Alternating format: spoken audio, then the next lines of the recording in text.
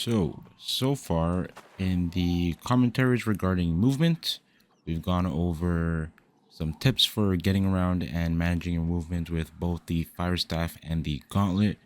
But the commentary today is going to be, while not the last, definitely one of the most important ones.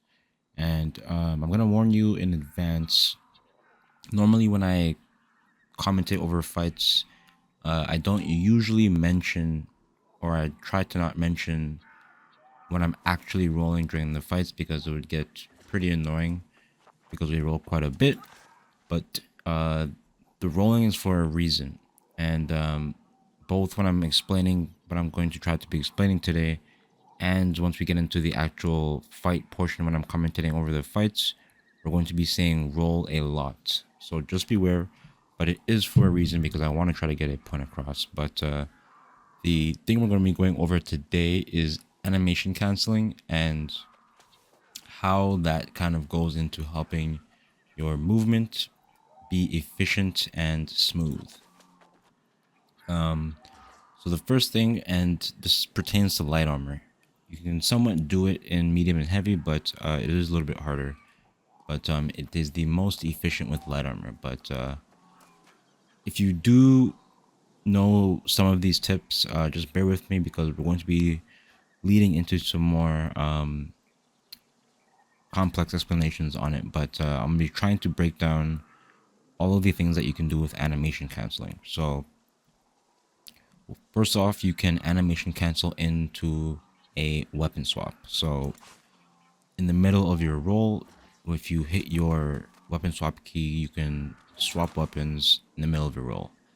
And this is going to be really, really useful because rolls are going to be one of the things we're doing a lot to try and avoid damage because they have iframes. And one of the ways you can save time is by weapon swapping during your rolls in combat. And that's one of the things that helps me save a lot of time when I'm trying to do a lot of different actions on both my ability bars. So for example, let's say I'm fighting a Great Axe player, I parry him and I want to go into a burnout onto my fire staff. In that same roll, I'm going to switch to my fire staff and then go into the burnout. So that is going to be the first thing that you're going to want to try to practice and get used to using all the time. But on top of that, you can roll into abilities. So just like the swap, I can roll into almost any ability that doesn't have a secondary cast or channel time. So I can roll into a fléché, roll into an evade, and all of these things are going to just save a tiny bit of time, which adds up over the duration of a fight, and just allows you to keep yourself moving and stay in iframes as much as possible and try to not be standing there still as much as possible. But on top of that, going back to the swapping, you can actually finish the swap animation faster than it would take to actually go through the whole animation. And that's by actually using an ability during the roll. So if you take a look at the bottom right at the skill icons, assuming the game isn't lagging and everything is working as intended, which is kind of 50-50 here now, the second you see those skill icons come up on your other weapon, if you press an ability that, like I said, doesn't have a secondary cast or channel time like Pillar, you can finish off the swap animation faster. So if I go ahead and roll into my rapier and hit evade the second my icons come up, I can finish it off faster. And you can do this for a lot of abilities. So I can do it with my incinerate, do it with evade as you just saw. We can do it with fléché, burnout. So all of these little things are going to save you time, and essentially you're chaining actions with your iframe of your roll, which is going to keep you fluid and keep you avoiding the most amount of damage as possible. So let's jump into the actual commentary of the fights here. But as I mentioned, we're going to be saying roll quite a bit here, so just bear with me for this video. And with all that being said, we're going to take a look at two pretty long fights where I incorporate everything we just went over. So starting out on the gauntlet here, we have a musketer, and I throw it an evade and roll just to try to bait something. We switch off of the roll, throw out a shower and a spike, land both of those, and I'm just trying to keep the pressure up because I see he's pretty squishy, and I take him out pretty quickly here. But right after, we have a hammer player who jumps onto us, so I roll into the potion, throw out a spike just to stagger him for a second to give me a moment to throw down my storm, and I try to land the root, but he kind of disengages, so we just chase him down with the rapier here. Roll past his lunge there. We get a little bit of distance on him because he decides not to commit to the combo. We roll into the spike. We do end up getting hit with the hammer stun here, but I'm trying to just line up a shower. So I roll again into the shower, land the root. We roll into a storm, and literally, as I mentioned, we just keep rolling into each ability to not only provide distance, but shorten the amount of time from that next spellcast in the same motion.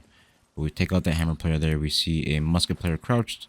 I somehow missed that first heavy, but we end up taking him out. There is a couple of musket players actually out here, so I'm trying to just see, as you see this one player kind of rolling beside me here prone. I'm trying to take him out. We get jumped on by a sword and shield player, but I land the parry on both. I roll into the flechet, and after the backstab, we do an evade and roll backwards. And we have this heavy armor sword and shield player pretty hurt from that little ice combo there, so I just put a bit of damage into him, seeing that he's low. But we get a finish from a friendly teammate there. Roll into the potion, try to get some food, and try to decide which target I do want to go on here. But I would have to close too much distance to try to deal with that musket player, so I decided to just line of sight with this wall here. We end up running into another Gredax player, stun him with the parry. We flechet out just to make some distance. Throw a evade, roll into our ice gauntlet, throw it on a shower, and as I mentioned, we're gonna be saying roll quite a bit here, but it is one of the most key things to keep you fluid and moving throughout the battlefield to be able to not only create distance but throw out abilities. But we do end up getting caught by the hammer stun there and get taken out. But a really nice fight on the gauntlet there.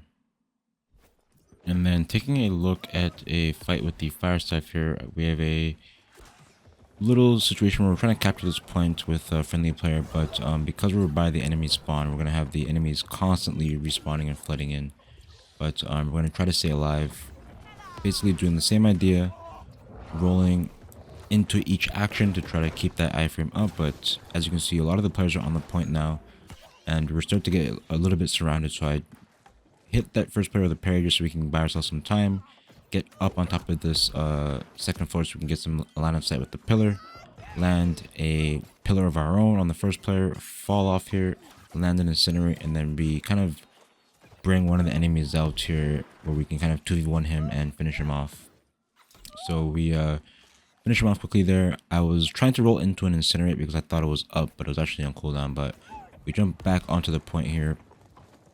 The brutes are making this pretty difficult on top of the fact that we're outnumbered, but we do a couple of direction changes into our burnout, roll out of the burnout into the incinerate, but we take a couple of musket shots. So I just flechet out of the point really quick just to get some health. And I jump back onto the point, and I'm trying to give some assistance to our friendly there, but we have two players kind of on us as well. So I hit this player with the parry into the combo, and I want to try to go aggressive on him, but we have a healer there, and I wanted to see if I can try to help my teammate here. So we roll into the burnout, and I don't really want to stay out in the middle of this point too much, but as I mentioned, we're just going to keep trying to roll after each ability. I get hit with a spear stun here, so I just retreat up to the second floor, land a stun, roll past all three enemies there, so we don't really get hit during that little exchange at all. We roll backwards into incinerate, but we kind of missed that enemy player there, and I burn out through them. And again, just the key to staying alive, especially in light armor, is going to be not only direction changing, but incorporating this animation cancel that we've gone over today. But I really hope this video was helpful. Please let me know in the comments if it was. But as always, thank you guys so much for watching. Have a great day.